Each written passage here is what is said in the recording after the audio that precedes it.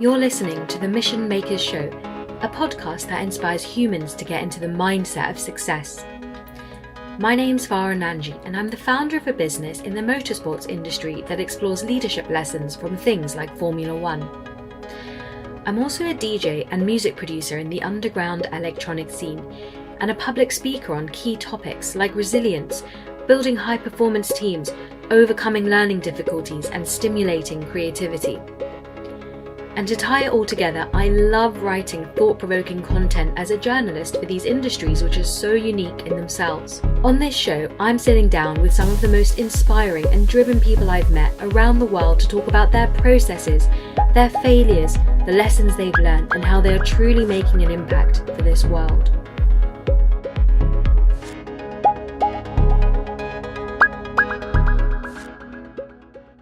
I'm delighted to say that my guest this week is the former Princess of Luxembourg, and someone I'm very proud to call my best friend, Tessy De Nassau. Tessy is a social entrepreneur, businesswoman, philanthropist, UN AIDS ambassador, and the mother of 2 wonderful boys. All of Tessy's pursuits are grounded in her life's mission to empower, elevate, and encourage voices of the world, strengthening basic human rights for everyone. She previously spent 5 years in the Luxembourg military and was deployed in Kosovo as a peacemaker, where she was the only woman of her draft. There were some unbelievable things that happened to her during this time, and she speaks to us in great detail about it on the show. Her achievements are absolutely phenomenal. The list of awards she's received for her work are endless, but the ones that stand out to me the most are when she got crowned as the Woman of the Decade by the Women Economic Forum in 2017, and when she received the United Nations and NATO medals of recognition for her work in the military. Hi. Hello. How is it going? Let me see. Good. How are you? Perfect. I'm good. But yeah, so Tessy, I'd love to ask you, where did it all begin, for you? You're incredibly passionate about the world and making peace and being a humanitarian.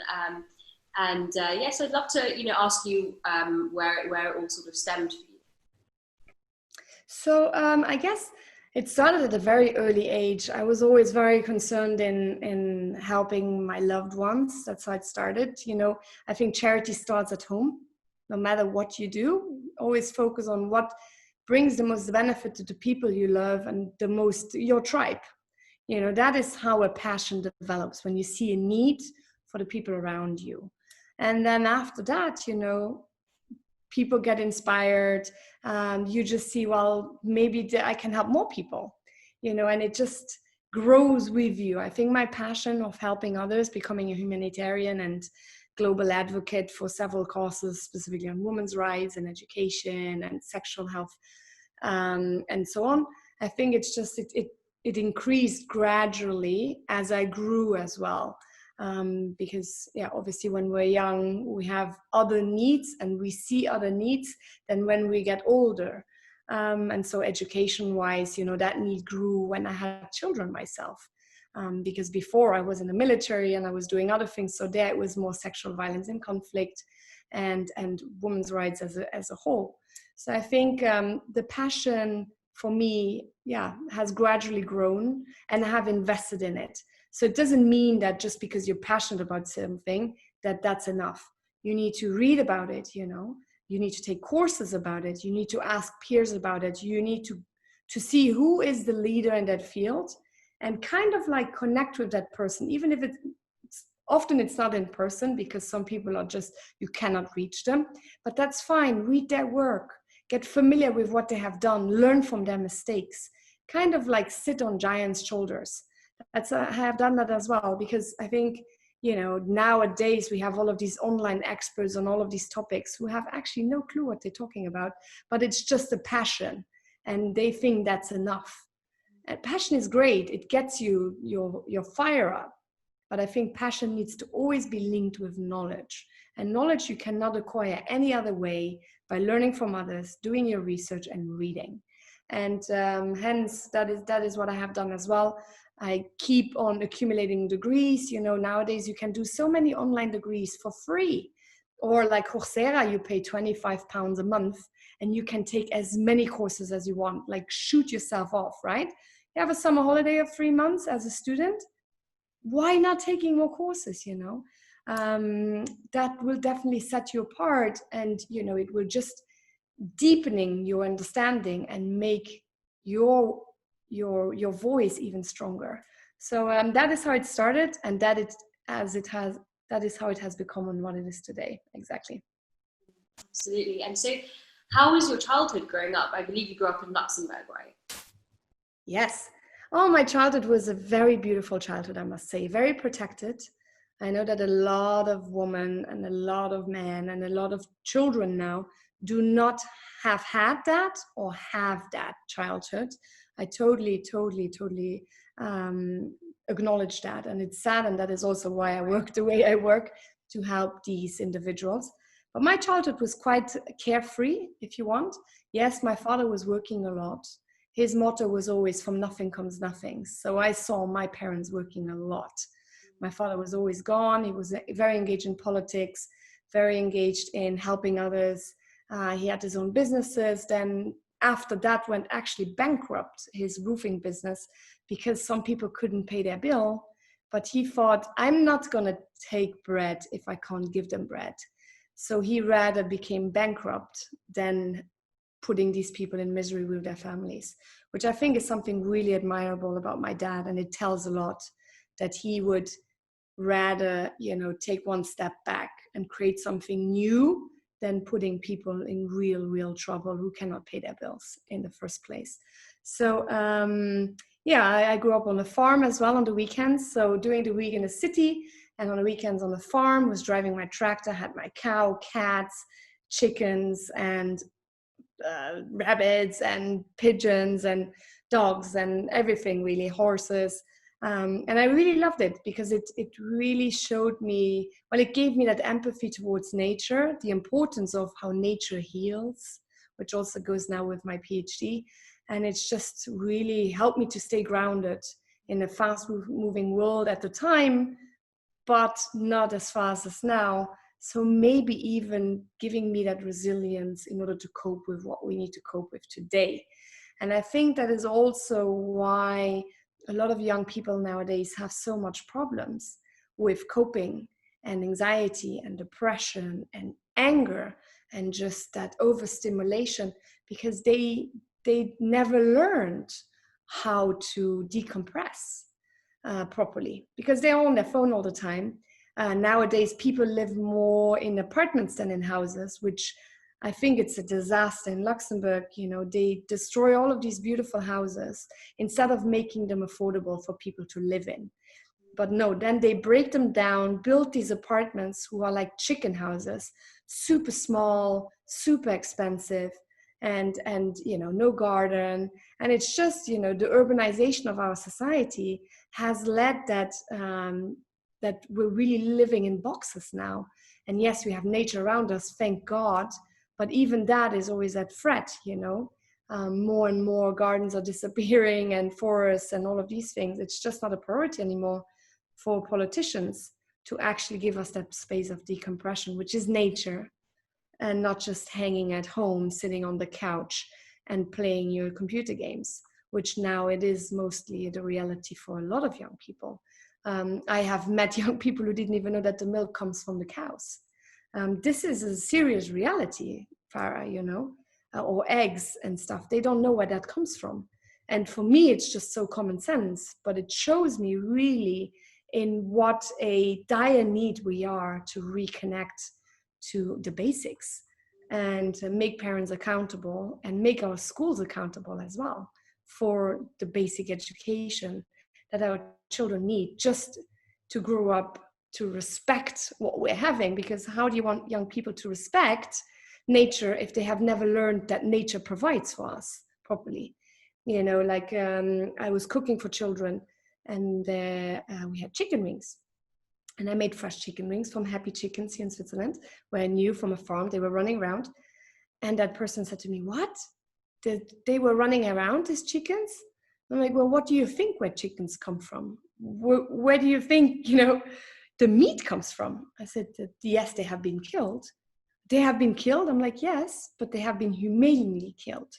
I think also with that, I think young people need to really just reconnect to that and know that, some animal needs to die for you to have meat. And that's fine as long as you respect that process. So yeah, a lot of different things. But going back to your initial question, that is how I had my childhood. And that is how it primed me to who I am today and why I do the things I'm doing. Yeah, I can imagine, luckily having a really nice childhood filled with a lot of nature and protection and love from your parents as well, and a happy family. You must have been quite surprised when you got out into the sort of the real world and sort of seen sort of how terrible some of the stuff is and how it's like continuing to manifest. Is that kind of what drove you to go even further with what you're doing? Well, I wasn't surprised because I grew up in the city during the week and I was on the weekends on the farm. So I didn't know about what happens in society, I have quite a lot of friends of mine who were with me in primary school, quite a few. Some are alcoholics, others died of drug abuse, some killed themselves.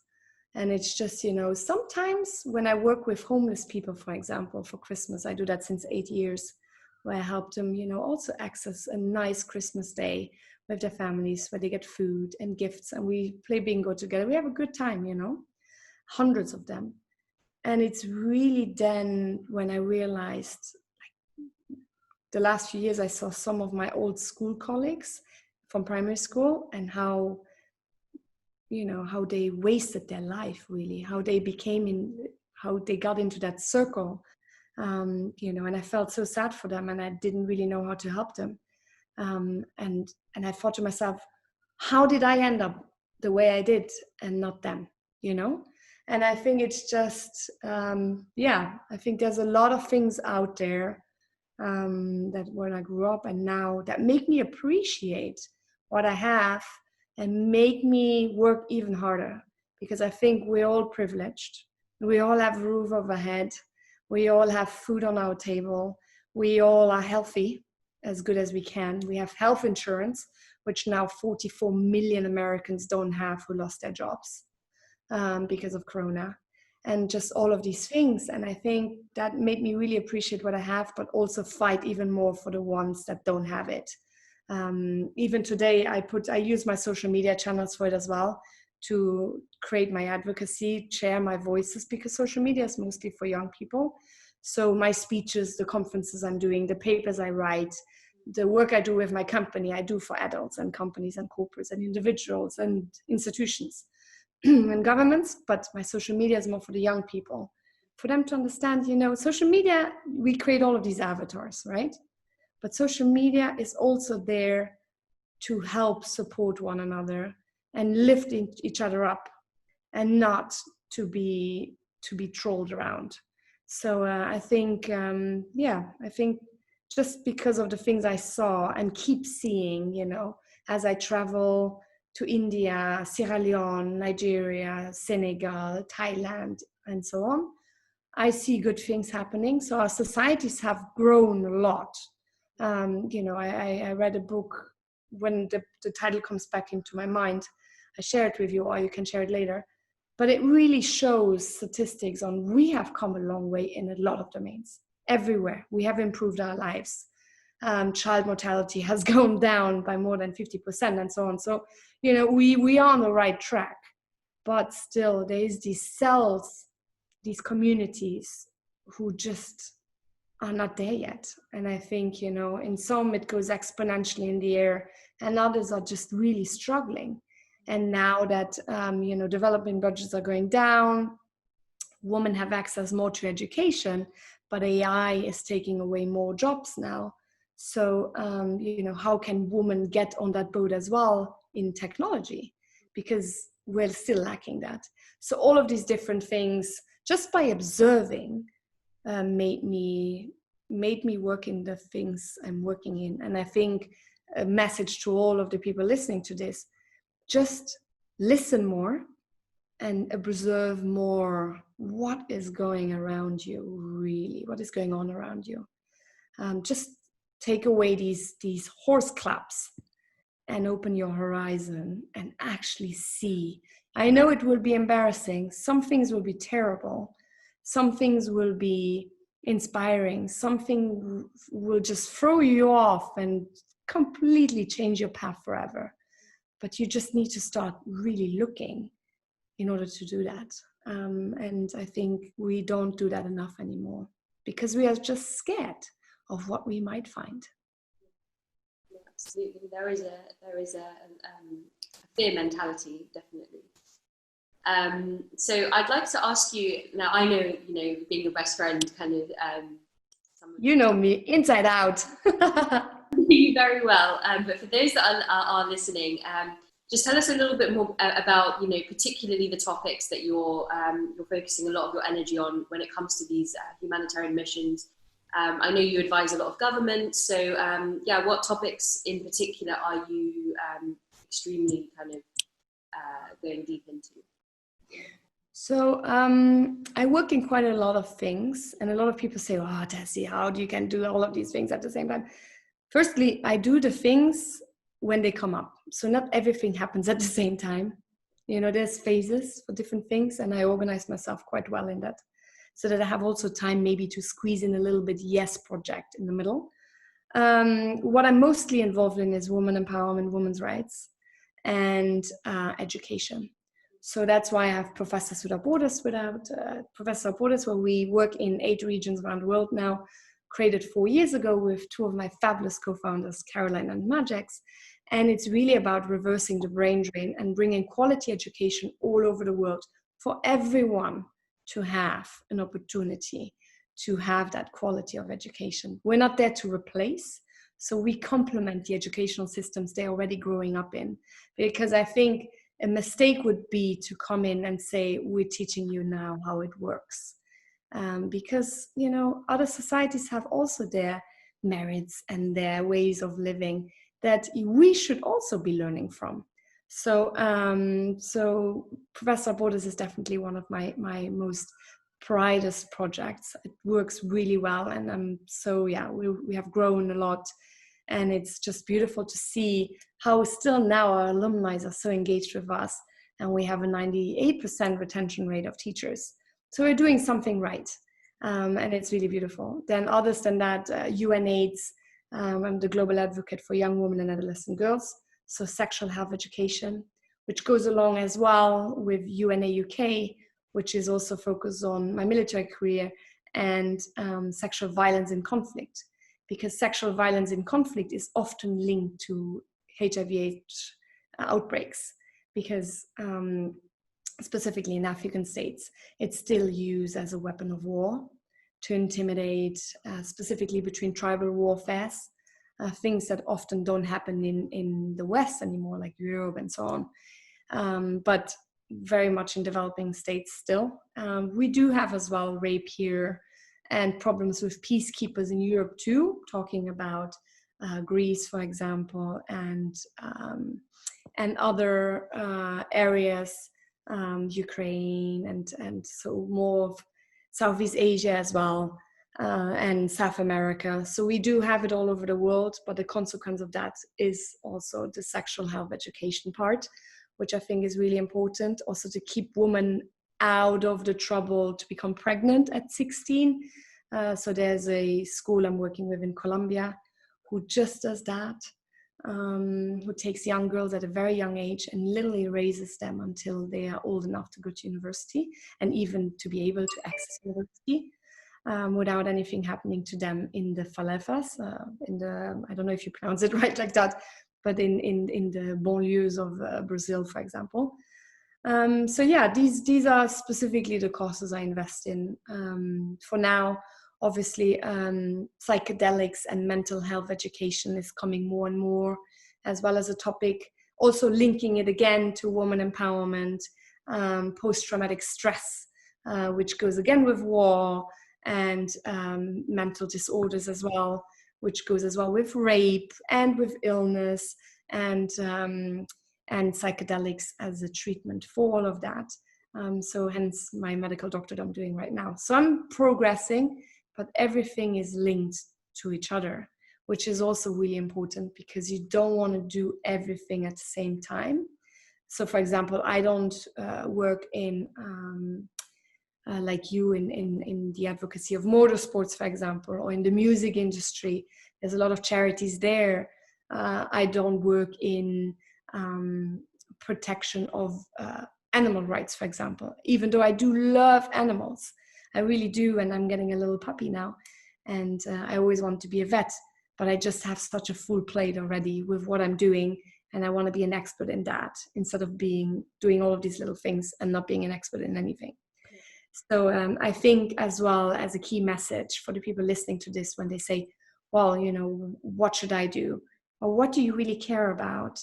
And once you find that, just look out of the window as a test.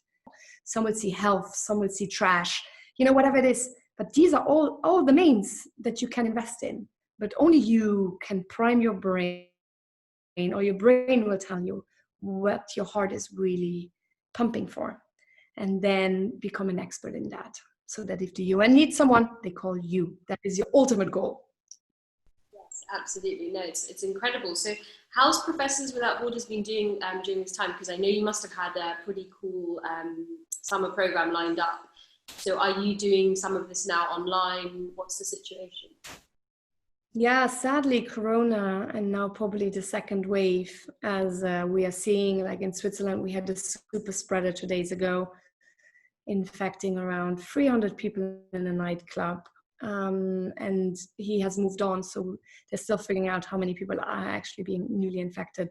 Germany closing their borders again, probably. Luxembourg as well have seen a spike. UK still today, 400 people die a day. Even we don't talk about it. And yet 3 days ago, we see on Brighton Beach, literally so many people, they were sitting on top of each other, hundreds, if not 1,000 or something. Like, it's ridiculous seeing the pictures. So I think it's a confused message of our leaders, right? So because of these the confusion of the messages, we don't want to risk it. And so we have for now decided to not deploy our teachers, just because, you know, if we deploy to Nigeria and African states, they can't come back because you don't get entrance, or you don't get a visa to come back to Europe. Then other states, you know, they have had their peaks now. We don't know what the research is. Hospitals, it's just such a risk. So what we have done so far is we have engaged with our students online as everyone else. We have created different articles for the students to orient themselves on how to get prepared for homeschooling themselves. Shared all of these resources, which are now free. Cambridge, Harvard, all of the big universities have shared online courses which are free or really reduced on price. And other than that, we have worked on our backend as well, you know, automate the website, we're working on it. We are hiring 2 new trustees. We're working on our fundraising model. We just became a charity. We're working on our policies now to adjust them to charity status. So there's a lot of things in the back end that we are able to polish now, just because we have more time in doing so. Also working more in deepening our message with our sponsors and donors, for example, Carrier Holidays, Luxury Holidays being one, and others, you know, how will be our relationship moving on from here? You know, what should we be focusing on? How can we support one another even more? What could be other sponsors, maybe for a health insurance provider, which we're still looking. So if anyone is listening and wants to help us with a travel insurance, which is not much, it's like £9 a person, but still for us it's an expense, and we want to rather spend these £9 a person on the program rather than on the travel insurance. And so, yeah, all of these things in the back end. We have hired a new CFO, if you want, a new financial director, Natalia Lloyd, which we're very excited about. And each and every one of these wonderful human beings, the trustees, Natalia, Caroline, Magix, myself, everyone, Richard, Marianne, Colin, like all of our wonderful team, we're doing it for free. So no one is paid. And I think as an organization that works on, well, run by volunteers, we're doing a really great job, and I'm so proud. And I think we took advantage of that time at home, if you want, to really just clean our house and make it even better. So we are running, we are growing.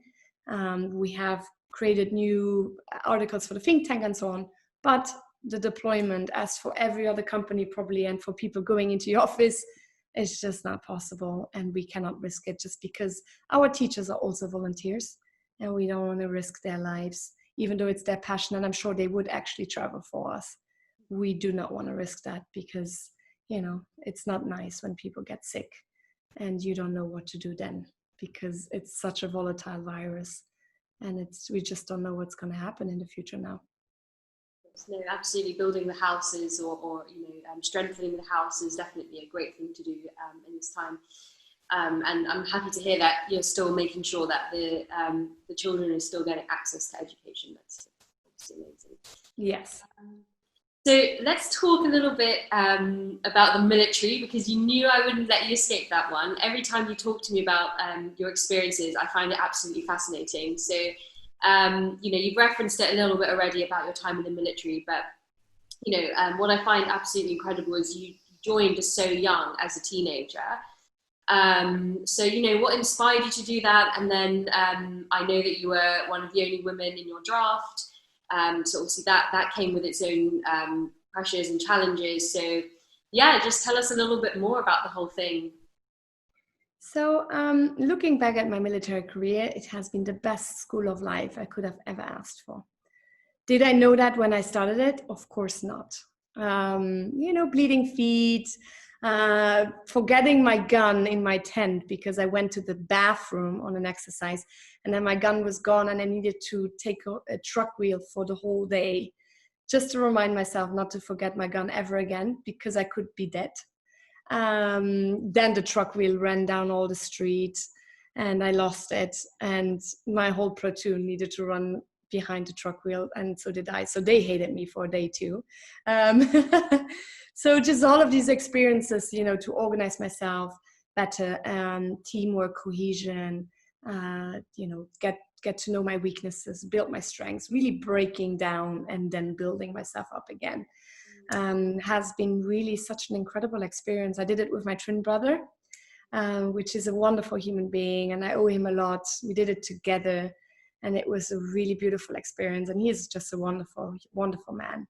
And I love him so much, even though sometimes he could have killed me as well, because, sometimes I was just really grumpy. When you don't sleep for a week, I, as a woman, I couldn't go to the bathroom as the guys in the forest, and I couldn't wash myself as the guys. So I needed to wait for them, most of them to sleep in order for me to get ready. And then by the time I was ready to actually take a nap, then was escape. We needed to leave again. And it was hard as a woman, to work with so many men and do the same things, which I think is important, that there's no exceptions. But as we are women and we have different needs, like if you get your period, for example, and you're in the middle of nowhere for an exercise for a week, it's not great, but you still, you need to look after yourself, and your health and your personal hygiene is really important. And so I think all of these things have taught me really to organize myself well.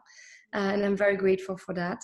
Other than that, yes, of course, being deployed as only one woman in my draft, I had incidents where I had an attempt of rape by a Belgian soldier. I did manage to kick him out of my room and break his nose, but not everyone does that, because a lot of women are just afraid. They don't have the strength, they don't have the training. It's just so many different things. And once it happens, they're humiliated. It's often, and it's such a bad devil's circle, isn't it? That the victim often is the one that is ashamed, which it should be that the one who did it should be the one ashamed of his or her actions. And I'm saying her as well deliberately, because men are also being forced to have sex with women. And yes, a lot of people, some people might listening to this will be saying, well, how is that possible, right? Men are so much stronger. Well, no, there's some men who have had that happen to them by women and by other men. And I think that's also a stigma we need to talk about. It's not just women experiencing rape, even though it's mostly women and children. So that was an experience. Also being the only woman, it had its benefits, you know. So if I needed anything, there was always 15 guys who were able to provide whatever I needed, which was funny. But also, but then again, you know, if you needed to talk to someone, and being deployed for the first time away from my parents, I was 18. I was a truck driver. I was logistics. They called me 5. I was doing all the searches on women. So it was very lonely for me. Even though I was hanging out with the guys, I needed to be cautious because, you know, being deployed with men for 5 months, you know, some of them go nuts, you know, because there's a lot of adrenaline. They're very young. A lot of them do not understand their own sexuality yet, or to control it, you know. And I think also in the military still today, and I talked to heads of military in the UK when I spoke at NATO in Norfolk, Virginia, about my experience in the military. I really talked to the generals and I said, that is such a problem that you do not teach your men about their sexuality before deployment, while deployed, and post-deployment. It's such a stigma, you know. Like when I was deployed, some of my guys, they had masturbation charts on their door. Disgusting. But I thought to myself, if that helps them to get over this, no problem, right? They took it as a joke. And I thought it was brave at the same time, because at least they were talking about their sexuality in some ways. And we're not hiding it. You know what I mean? And they were being human about it. They were not bothering me. They were just doing it between the guys, like, oh, who masturbates more? I think it's disgusting. But still, if that is what they needed to do to get it out of their system and for me to stay safe, no problem, right? But it's just, you know, all of these things, people don't talk about it. Or sex with locals is a big no-go, right? You get sent home if you do that. But a lot of young military would risk that after being deployed for 4 months. And I know some Belgian soldiers who have been sent home, who have been sleeping with locals in bunkers, for example, where we did the night searches. And, you know, and they said, I just could not stand it anymore, not having sex, you know. And these locals, you know, the rule is, well, they said that when I was deployed, I don't know how it is now, but in order to kind of like scare guys off to do it, they said, well, if you get her pregnant, you take her home, you know. And they always, obviously they said that probably just to scare the guys off, but that stuck really in my head, you know, don't mess with the locals. You're not here to do that. It's just not appropriate, right? They have their lives, and, you know, who are you to take advantage of that? That is also something I'm working with UNA UK, for example, because there is abuse with UN peacekeepers. They make locals have sex with them in order to get resources back, for example. So the peacekeepers give out resources in return for sex, which is disgusting, right? You hear about it all the time. People write about it. Obviously now with such an influx of news with Corona and all of these other problems we're having, you know, pedophilia and the sexuality in the church is still a big topic as well, and all of these things. No one talks about this other than when UN Peacekeeping Day is happening, right? Which is in May. Then all of a sudden people are like, oh yeah, there was something there too. But I think if you're not looking for it, you don't know it, but it is still a big problem. So yeah, so all of these things I have experienced and learned, and I work in it nowadays and help as well to raise awareness of these things and make it better, because it's not just about complaining about things and saying, showing the finger and saying, you bad guy, you're doing all of these bad things. I think we also need to adjust our policies and our laws to convict people who do these wrongdoings, because still today the convictions of UN peacekeepers when they do something wrong is very, very low.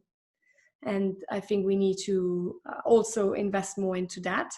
And also, yeah, just empower the victims when something happens is definitely also something I'm working in more, to help women and men just find their voices, you know, or have their voices. They have voices, but help them implement it.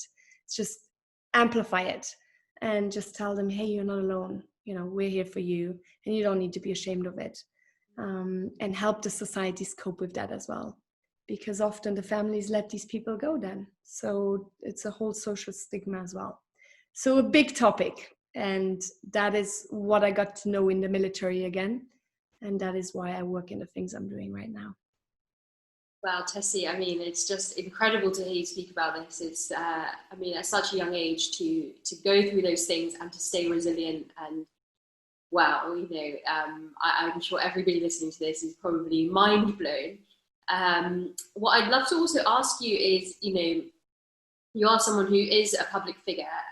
Do you think people have misconceptions about what you do? And what might those misconceptions be? Oh, for sure. Absolutely.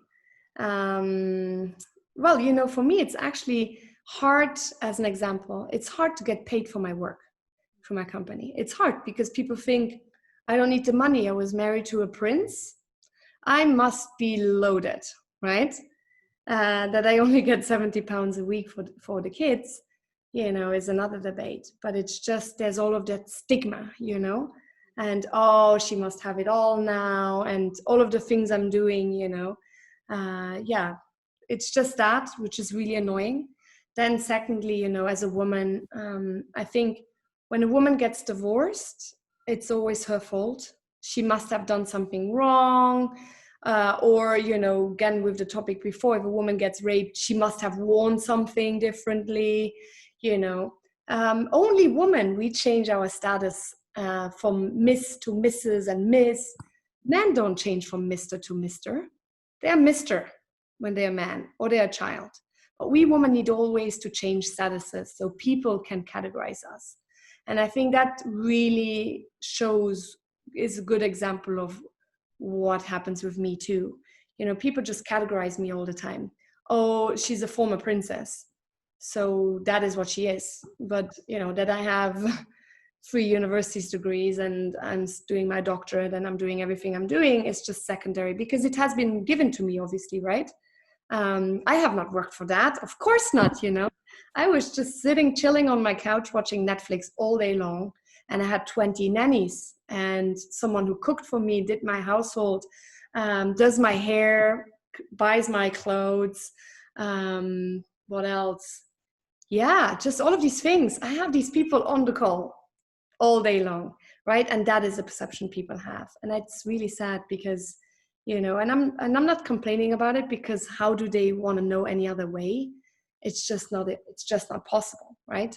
Because also, I don't take the time to clarify my life to people I don't know, right? A lot of people say, well, talk about it or write a book about your life, what really happened. And I said, no, why would I? Because at the end of the day, people will have an opinion about you, and I'm not going to change that. Even with this talk, any talk, whatever my work, no matter how many degrees I have, it just doesn't change. It's just always going to be what people think of you, what they think you should be, and what they think you should be doing. So yeah, I don't waste my time on that, because there's billions of people on this planet.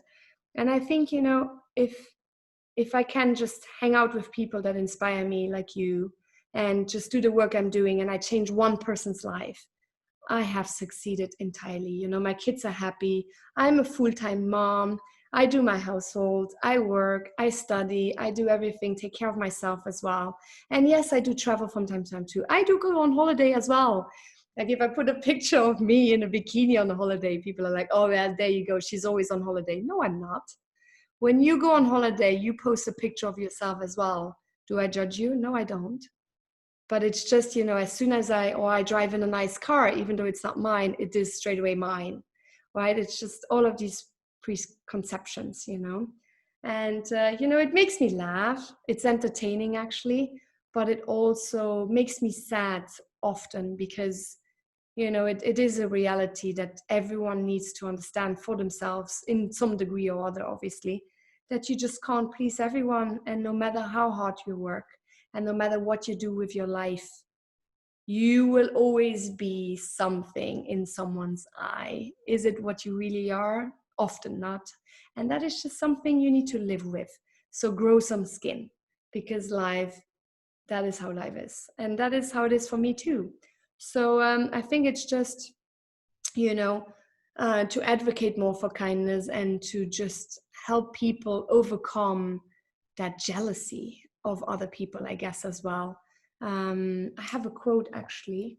Let me see if I find it quickly, that I put on my LinkedIn, which I think sums this up really well as well, with some of the trolls I have, because we all have people that talk bad about you, right? You have some people that don't like you, Farah. I have people that don't like me, right? That's fine, that's human. But what I have learned as well, often when it comes to my work or when I see some articles, it is exactly this. You will never be criticized by someone who is doing more than you. You will only be criticized by someone doing less. Read that again. And it's just really that, right? And so I think it's just stop comparing yourself to others, because the grass is always greener on the other side. But once you sit on the other side, you see that grass has also some patches. So don't compare yourself, and just be happy and proud of who you are as a person, because only you can define yourself and what you want to be in your life, and no one else. If you give that to someone else, then don't be surprised if people if you feel bad about it. So try to be that unicorn you want to be, because everyone else is already taken. I love it. Absolutely. I mean, energy is sacred, and it's difficult because you're out there to help and change the world, but then putting yourself out there for people to have an opinion, and it's really sad because I've seen it firsthand with you, and I know how much you do, and it's just unreal how much you do. It's like, if there's a superwoman, I definitely believe you're her.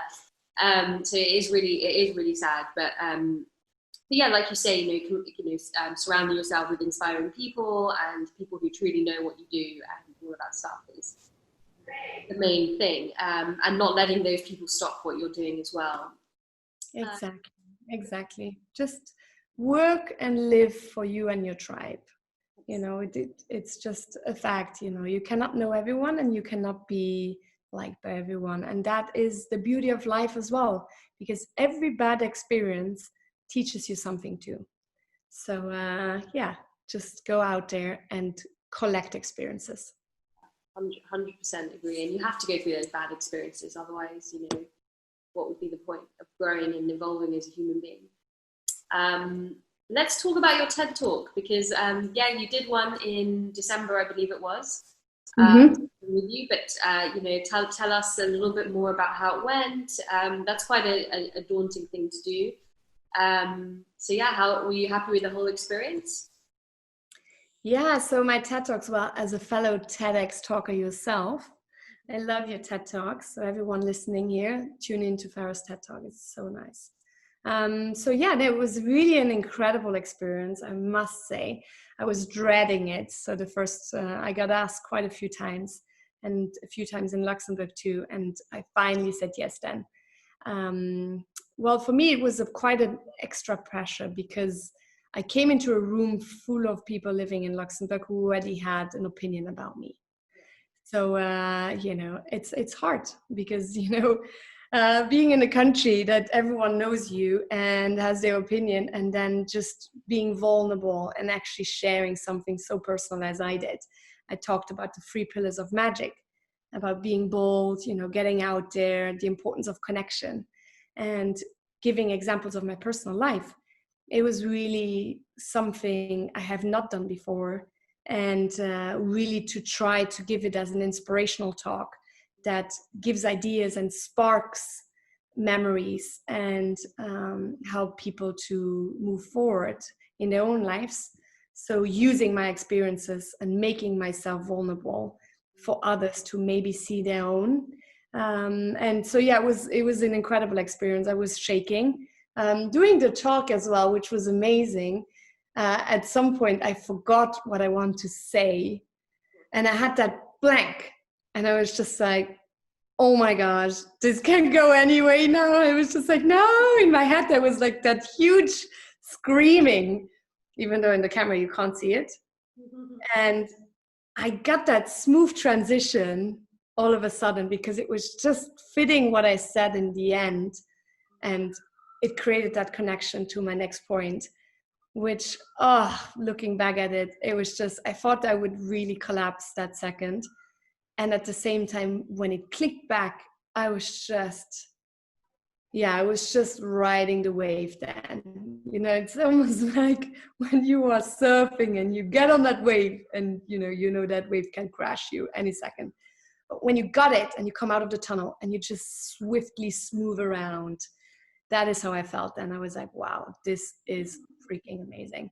So I really enjoyed the experience. I didn't do it for anyone in the room, to be honest. I did it for my father, who was sitting in the first row, which I was very proud of. You know, you were obviously there, and Frank was there, and Sammy was there, and some other friends. But the person I was really talking to was my dad. And, you know, he's just the most wonderful, not vulnerable, he's not vulnerable. He's the most wonderful and just cute human being, you know. He's just always there, and, you know, he has his demons as well, but he's just, for me, the most amazing support now as a dad, as an adult. And just seeing his eyes and talking to him was just, it was so beautiful. It was such a connection. And after he came up to me and he kissed me and he said, wow, I'm so proud of you. And it was just so overwhelmingly beautiful, because that was why I did it, you know. I just did it for him, really. And if anyone else gets inspired on the way, I am very, very happy with that. But if not, that's okay too. It was just that one experience. You know, when you do a TEDx, it's really just for you personally to kind of like get out of your comfort zone, and also, you know, just share something so precious to you. You're really giving a piece of yourself, because it's something so personal that you will be transformed forever, no matter what happens. If people like that TED Talk or not, you as a person have matured enormously. So I would really, really emphasize that whoever's listening now, you know, you're doing something really cool, something, you know, people get inspired, or something that is needed for the society. Just get in touch with a local TEDx. I'm sure they would love to have you, and you will see, you will understand what I'm talking about and how you will feel like after, when you have done it. It's just really incredible. And I hope as well people listening here and listening to my TEDx, it's on YouTube. You put Tessy De Nassau TEDx Talk, you find it. All my YouTube channels as well there. Tessy De Nassau YouTube channel, where my Zoom clocks are as well. You find it. And some people have written me about it, have asked me questions. Something I did, a little takeaway I give you from the TEDx, is at the end I said, you know, for 30 days, take a notepad, kind of like a little homework for all of you listening here. Take a notepad, and for 30 days, every day, try to meet a new person. On the bus, in the shop, online, whatever it is. Get in touch and speak to that person. Not just write that person, no. Get to speak to that person, get to know that person, and see what happens, and then write it in your journal. After these 30 days, you will not be the same. I promise you. I absolutely promise you. And if not, I take you out for coffee. I'm so confident that you will be changed entirely, just because these people will change the way you look at things, will change your path, will inspire you to do something else, will inspire you to do something not again. You know, whatever it is, you will change, and it's so worth it. So just try it. Absolutely. I mean, you speak a lot in the public sphere, but like you said, you know, doing a TEDx talk is just something totally different outside of your comfort zone. Mm-hmm. And I really believe that, you know, I totally resonate with what you say, that it really is more for yourself and, you know, your family and the people that have supported you more than anyone else, because, you know, as you say, anything can happen from it, but it's really just having the courage to go on such a big platform and put yourself out there and obviously one of the beauties of the TEDx sort of platform is no lecterns, no notes, which in different public speech, you normally have those kind of things. Yeah. It is, like when you said, you forgot something. I actually was really trying to think, like, when was that in the speech, because I didn't detect that.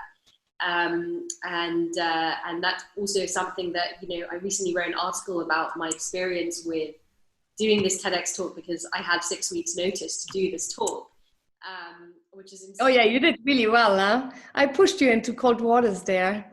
Yeah. Guys, listening to this, I didn't want to do the TEDx in June. And I said, I have my best thing. And I pushed it onto you, Farah, and you mastered it so well. And I love your article you wrote about it. And I love the picture you took when you were lying on the bench and you said, wow, I'm transformed forever. It's over now. And I'm lying here and I'm just enjoying the vibe. Like, really beautiful. It gave me goosebumps after. The picture is so powerful, and what you put with it and your article. So yeah, definitely guys, go and check it out. It's amazing. That was insane. I think I wrote something like it was climbing the Mount Everest of public speaking, because that is literally what it felt like. And, because it's such a, particularly a big shout out, to Dirk from TEDx Luxembourg, because he's really made some TEDx cities, they don't, you even look at it on YouTube and the audio's bad, which is such a basic thing, right? Like, how can you get audio bad in a recording?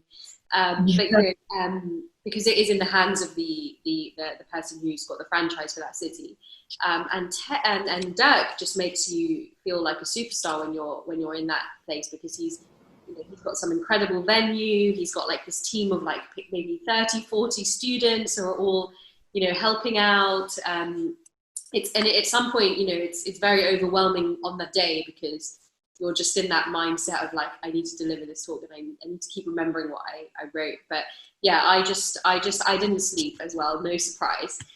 So when I finished it, I had to go outside and just close my eyes for like 10 minutes and just let the vibe of Luxembourg be absorbing me. But yeah, no, so another thing I wanted to ask you about, and actually I was just laughing because I think we've actually never discussed this as best friends. But what do you think is the purpose of our existence here on planet Earth? I think the purpose of our existence, that's a really complex question. You could write several books about that, talk forever. The purpose of us being here, I think it's just, well, firstly, to feel complete inside you. It's kind of like put your mask on before helping anyone else. So kind of like, why are you here? Which community are you? And how can you be a beacon of change for that community? Kind of like to make things better. I think, it's kind of like, yeah, we're born, we get old, we die. It's a cycle. We cannot change it. So I think, and the time is very limited. No one has been immortal. If anyone listening to this and you're mortal, please get in touch. But it just doesn't exist, right? And even Noah, I said to him yesterday, we were walking 14 kilometers in the forest. And I was asking him these questions. And I said to him, Noah, what would be your biggest dream if you could dream of anything? And he said, I would love to be immortal and travel through time and make things better. Like when people cut their arms off, that they grow back and things like that. He really got into it. But that immortality, we don't have that. So I think it's just to make it worthwhile. Some people have more time on this earth than others. Some people die very young, and that's very sad, because a young age is always very sad when you didn't have a life to live, right? Some people dying when they're 98 or 102. It's a different scenario, right? It's still sad, but you had a life, right? And the question is just, did you find the purpose of your life and why you're here, right? So I think it's very individual. It's like a fingerprint or an earlobe. My purpose will never be yours or anyone else listening to this. But it's just about, when you go to bed in the evening, and purpose, you can reevaluate your purpose daily, and it's actually good doing that, where you can say in the evening, have I been the best I could be today? What can I be grateful today? What didn't I do so well? how about I try to work on that tomorrow? You know, who have I reached or who have I not reached? What do I need to get there? So I think purpose evaluates itself with you, and yeah, just to check in with yourself continuously. But definitely, for me, purpose is about making this world a better place than what I had it when I found it. So, you know, leave this world behind in a more sustainable and human friendly way, where people work more with each other instead of working against each other. So that is kind of, I think, my purpose, and just spread happiness. I love making people happy, and you know, even people who hurt me a lot, I still try to make them happy, and I'm still there for them, just because, you know, it makes me happy too. And you know, if I can die with a smile on my face, I die the happiest person. That is really what I want. So yeah, I think it's all about what, you know, to reevaluate yourself at all times, because me 20 years ago is not the me now. So your purpose will change as well, or it will grow with you. So check in with yourself and just be better today than you were tomorrow. Do you think that there's something after this? Yes, I totally think that. I think we're all energy. Everything is energy, really. And the plants, the energy around. I just finished a course where it says actually the heart energy grows with age, and that you can measure heart energy from the outside of the body. And I think that's how you connect to others and so on. So I think there's definitely something after we go. What it is, I have no clue. You know, some people say they can see ghosts. Some people say they feel energy. Some people, you know, say they are reborn. Some people say they died doing surgery and came back, and what they have seen. You know, there's so many different thoughts and school of thoughts, religions, and different opinions about it. I don't know what it is, but I do know that this cannot be all, because the study of energy is just so advanced and tells us so many different things already. We can inherit from our grandparents anxiety, depression, and different gene defects. So there must be something else coming that we also preparing here to be better and guiding maybe there. I don't know. But it's a nice thought to have, because how sad would it be if you would think, I'm just dead to be dead, and everything you have done, religious history in the eyes of human, or human history in the eyes of a human, or something like that. And it really talks about how and when we started to ritualize, so religion. And they, you know, some school of thought, it depends, of course, right? I don't know who exactly that was, but that person said, well, at some point, Adam and Eve, right, when they continued to multiply, when people died, at some point people were dreaming about other people, right? We dream, and that is probably when they were like, someone is speaking from the world to me. And that is how that myth came with, you know, is there something else? The book is really interesting. It talks about also other schools of thoughts. It talks about schizophrenia as, you know, that's what we think, and, you know, things like that. It's quite, you will find something for you no matter what you think happens.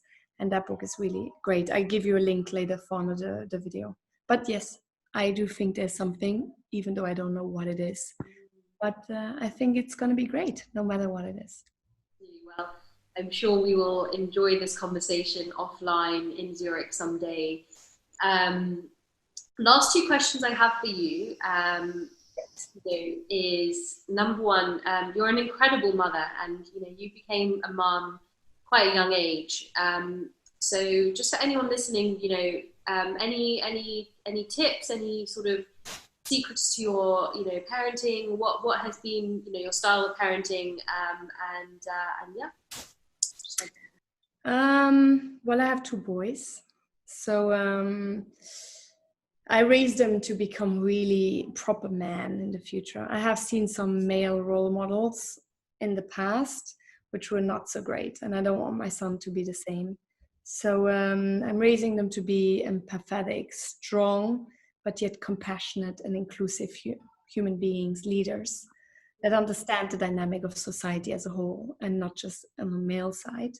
I read a book called Hate Me Now, Love Me Later, on the importance of creating boundaries, which has helped me a lot with my kids. Then as well, more trust. Your kids are better off than you think they are. So be not so hard on yourself. So I had that quite a lot in the past, or still now, you know, where I would go to bed and I would cry because I think, oh my God, I was a horrible mother today. I could have done that better. So I think, you know, just don't be so hard on yourself. And also, you know, you're just teaching your children to learn from your past mistakes. What they do at the end of the day is none of your business, because you can't change it. Your children are just there because they're bored. You bore your children because they will become their own individuals and they will become what they want to be. So just spend enough time with them, because time is of the essence and it's very limited. 16 summers if you want. My son is getting 15 years old now, and they say 16 summers, that's when they leave the nest, which is soon. And if you think about it like that, it's nothing, right? So listen more, speak less, and also be not so strict. I am a very strict mother, and sometimes I really need to break myself where I say, come on, Tessy. You know, where I say, who are these shoes? What is this? Have you cleaned this? Have you done this? Have you read this? Have you done it? And at some point, the day passes and I'm thinking, what have I done today with them? And have I heard them laugh already? You know, I think it's just, yes, we want them to become the best human beings. And yes, they need to play music. They need to be able to read. They need to do all of this. They need to be the perfect human beings in order to compete with other children, right? And we parents want them to succeed as other kids. And so we push them even more, right? It's a kind of like a deviant circle. But I think what is important as a parent is that you need to make sure that every day you create some lasting memories too, which are nice for them to remember. Because at the end of the day, you know, happiness creates children and adults who are balanced and who have a better self-esteem than some who are always terrified and always on the run from something and always think they did something wrong. So I think it's about creating beautiful memories with your children as much as you can, because they are not there forever. They might be when they're adults, but it will be different. Wow, that's very beautiful and very powerful. And yeah, I love it. The last question I'd love to ask you is, you talk a lot about nature. I know you love nature. So what would be maybe some of the top few places you've been in the world that you've just been absolutely mind blown and you'd love to go back to experience? Well, I have been to quite a few countries, but the one that struck with me that I want to go back so badly, and I love it. Oh, just thinking back at it, it's just such an amazing experience. Was New Zealand. So I really love New Zealand for its nature, but also people and society and the way it's run. It's fantastic. Then Morocco. I did a surfing retreat there because I wanted to learn surfing so badly. And there's something called Book a Yoga Retreat online. And you can find these holidays, which are so cheap, like a whole week of surfing retreat with food, the teaching, the material. They picked me up at the airport and everything. It was like €350. Like, it was amazing. So there's no excuse not to travel because it is so affordable now. And so Morocco was just beautiful. And I connected with locals. And I got, you know, I went for local massages and I just met these wonderful women, and then they invited me for lunch and I was having this Moroccan traditional lunch and I met their kids. And then I sent these little girls princess dresses from London, and that made totally their day, you know, and it's all about connection. And so Morocco was really incredible. I really emerged as a different person after that. And Jordan and Israel was just so beautiful, so rich. And Israel specifically, Israel and Palestine. My mom would just call continuously, oh, you safe, oh, these bombs and this bad stuff. And I would be like, Mom, I'm drinking a coffee with my father-in-law, my then father-in-law, now ex-father-in-law. Drinking coffee with him. We're just sitting on the market and we're fine. You know, it's just about just walk out and just travel into countries that you don't know about and stop the stereotyping. Just experience it for yourself. Create your own experience. So yeah, these countries were definitely my top. Of course, Switzerland is amazing, and Luxembourg is where my heart is. I'm from Luxembourg, and I would definitely, for everyone listening to this, go to Luxembourg. It's a modern fairy tale, and you will be enchanted and transformed forever. It's just so beautiful, and you will find something, whatever you like. It's in Luxembourg. So yeah, there's so many beautiful countries, but the ones for me, which are not Luxembourg, are definitely Morocco, Israel, Palestine, and New Zealand. That really, really changed my perspective on life a lot. Also, New Zealand, I went to see the mosque shooting place where sadly in March 2 years ago, people died, right, because of that shooting in Christchurch. And that as well, it was mind-blowing.